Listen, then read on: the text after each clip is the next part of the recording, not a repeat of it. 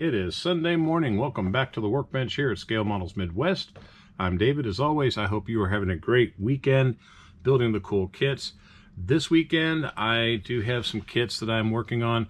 However, I am working on something even more important, and that is cleaning up the educated mess that I have here in my workbench, because I've got all these kits over here on the side. I need to get those up on the shelf.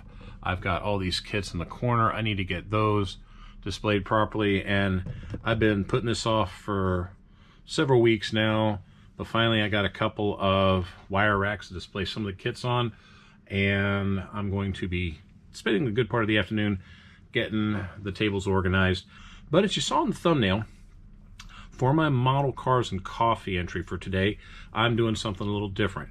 Yesterday, here in Grimes, Iowa, about a half hour from Altoona, there was a model car show. It was put on by the IPMS Glues Brothers, and I heard about the car show from one of the guys that worked over at Hobby Haven. So I asked my daughter if after Taekwondo class Saturday, she wanted to go and check it out. She goes, yeah, let's do it. Went over there after we did our martial arts classes, and we were not disappointed. As you can see in the thumbnail, we did come home with some stuff. I didn't want to go hog wild. I didn't want to have emotion leading into probably overpaying for something that I wanted. So having said that, I've got a little slideshow I'll be sending after this of some of the select models that were there.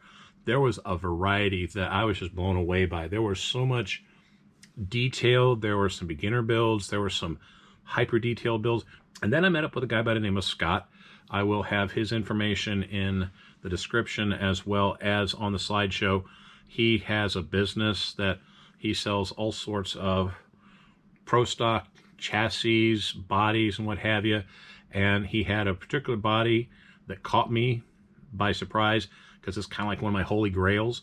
He has it, and it was very reasonably priced. So I'm going to email him so he can work out a package on not just the body, but the chassis, the hood, the tin surrounding the engine bay, engine, suspension, and everything, because that is going to be the basis for one of my high detail kits.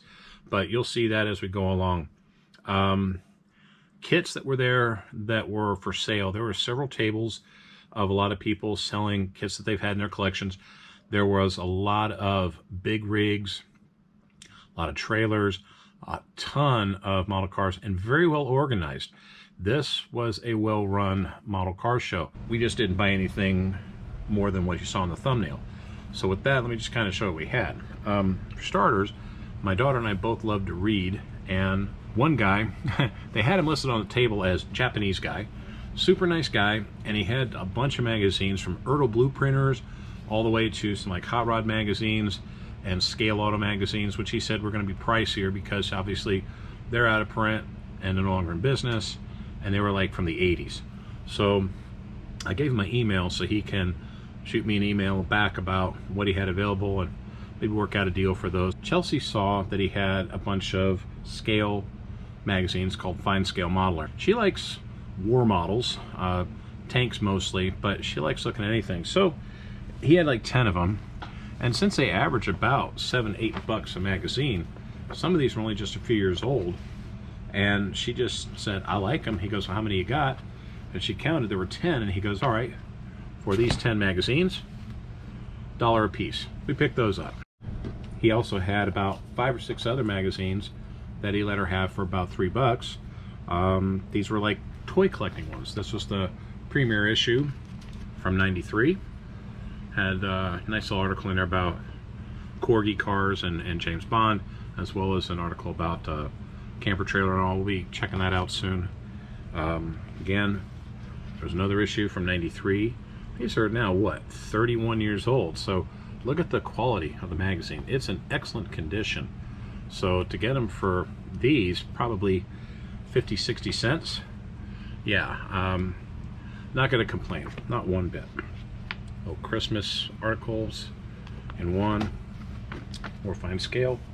And then finally a die-cast one from 2013, and a nice little article about Dean Jeffries. So Chelsea and I have some good reading to have there, and kind of looking forward to that. The one kit that I actually ended up buying was the Tamiya Unos Roadster, as you can see right there. This is obviously the Miata, have here in the States. Comes with the hardtop and very reasonably priced.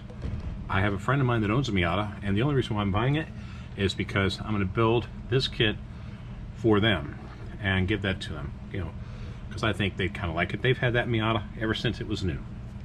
I hope you like the picture set that I'm going to be showcasing. There was some really good variety in there, and I will leave it to the music and the commentary below each one. And yeah, with that, I'm just going to let you go and enjoy that. Enjoy your coffee. I'm going to enjoy my coffee while I go upstairs, get this edited and put it up online, and then come back downstairs and clean up this mess. You have yourself a great rest of the weekend. Keep building the cool kits, and we will see you in the next video.